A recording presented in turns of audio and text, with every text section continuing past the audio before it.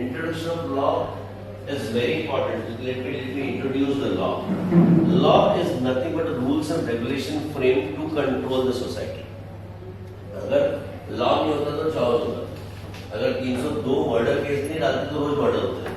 लेकिन मर्डर के बाद कन्विक्शन के अंदर जेल है तो बंदा डर के मर्डर नहीं करता है ना. नहीं तो 125 करोड़ की पॉपुलेशन में अगर राइट के सेक्शंस नहीं रहते तो राइट्स रहते. तो लॉ क्या है? Law is nothing but rules and regulation framed to control the society. और इसलिए अपने एक हायरार्की बनी हुई है. अपने कंट्री के अंदर लॉ की हायरार्की बनी हुई है और लॉ के अंदर एडमिनिस्ट्रेटिव फील्ड है. तो लॉ जुडिशरी एक पार्ट हो गई, एडमिनिस्ट्रेटिव अथॉरिटी दूसरी पार्ट हो गई. एडमिनिस्ट्रेटिव अथॉरिटी मतलब जो नीचे एडमिनिस्ट्रेट करती है. तो लॉ का मैं आपको सिंपल बताऊं कि लॉ को इंप्लीमेंट करने वाला बंदा कोई और है और लॉ को बनाने वाला बंदा कोई और है. Parliament is the highest most authority to create any law in this country. तो बेसिक लॉ जब बनता है बनाने का काम है पार्लियामेंट का. पार्लियामेंट में कौन बैठे हुए हैं? जिनको आपने और हमने इलेक्ट करके भेजा है. तो all member of parliament are every time meets in some of the session to come out with the act. And एक बार पार्लियामेंट ने एक्ट पास कर दिया तो ये सुपीरियर पार्ट हो जाता है एज पर द कॉन्स्टिट्यूशन. और parliament works under the constitution. Constitution एक ही कंट्री का जो गवर्न करता है पूरे कंट्री.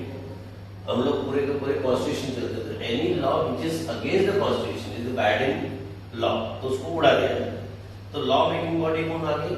हमारी parliament. The highest most body is parliament. जैसे ये सेशन के अंदर भी गवर्नमेंट ने ट्रिपल तलाक का बिल पेश किया, लेकिन एक हाउस ने उसको असेंट किया, दूसरे हाउस ने अपोज किया और उसके बाद वो वापस डिस्कशन हुई.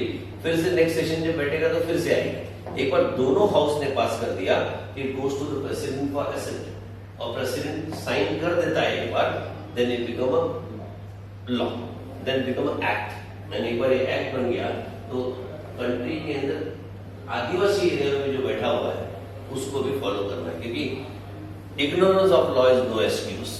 आप पढ़े लिखे हो या नहीं पढ़े लिखे हो ये हमारे गवर्नमेंट को लेना देना नहीं है. हमारे गवर्नमेंट को लेना देना कि being a citizen you should know the law. तो मतलब वो 14 साल की लड़की की अगर शादी करता है तो चाइल्ड मैरिज एक्ट के अंडर में आता है, वो भी अरेस्ट हो सकता है भले उसको एबीसीडी नहीं आती होगी, वो जंगल में बैठा हुआ आदिवासी. लॉ उसके लिए भी वही है या हाईली एजुकेटेड बंदा बैठा हुआ है यहाँ उसके लिए भी वही है. तो parliament is the highest most authority which makes the law. Parliament के अंदर जो भी, जैसे मैंने कंज्यूमर फॉर एक्ट की बात किया कि ये लॉ आया था इस बार कई लॉज आए. कई बार जैसे बहुत सारे लॉ डिबेट ही नहीं होते, अपने आप पास हो जाते क्योंकि लोगों को उसमें इंटरेस्ट रहता है. और बहुत सारे लॉ जिसमें डिबेट की जरूरत रहती है, जिसमें जैसे एक एग्जाम्पल दो एनएमसी लॉ कि ये मेडिकल काउंसिल के लिए जो नेशनल मेडिकल काउंसिल लॉ बन रहा था, मेडिकल कमीशन का लॉ बन रहा था, इसमें ब्रिज कोर्स का एक ऐसा बड़ा इशू था कि दो लोगों के बीच में डिफरेंस ऑफ ओपिनियन आ गया कि भाई एलोपैथिक वर्सेस ऑल अदरपैथीज आ गए. और एलोपैथी वर्सेस ऑल अदरपैथी आने की वजह से हर बंदे ने अपने हिसाब से प्रोटेस्ट किया, लोगों ने स्ट्राइक किया. अब जितने एमपीज थे, दोनों की लॉबीज रहती है, वहां आईएमए की लॉबी के मेंबर ऑफ पार्लियामेंट थे और नॉन एलोपैथिक के पार्लियामेंट थे, उनके डिबेट हुए. जब ज्यादा अपोजिशन आया तो गवर्नमेंट ने क्या किया, उसको रिकंसिडरेशन के लिए भेज दिया. डिबेट और रिकंसिडरेशन होकर फिर से पुटअप होगा बजट सेशन में so that law can be form. क्योंकि ये सुप्रीम कोर्ट का गाइडलाइंस है, जिसमें पार्लियामेंट को जल्दी से लॉ बनाना है. सुप्रीम कोर्ट एक टाइम बिंग के लिए अपनी अथॉरिटी देके रखा है, लेकिन बाद में तो लॉ इनको बनाना है. ट्रिपल तलाक को बजट के पहले बनाना है, so they need to follow the law. तो पार्लियामेंट तो लॉ बनाती है. तो anything and everything which get enacted by the Parliament. NMC भी क्लियर नहीं हुआ. नहीं, एनएमसी क्लियर नहीं हुआ. ये बजट सेशन में आएगा 29 जनवरी को बजट सेशन चालू हो रहा था. ये भी रीपुट अप करने के लिए उसको कंसिडरेशन के लिए भेजा गया एनएमसी लॉ. तो पार्लियामेंट इज हाईएस्ट अथॉरिटी.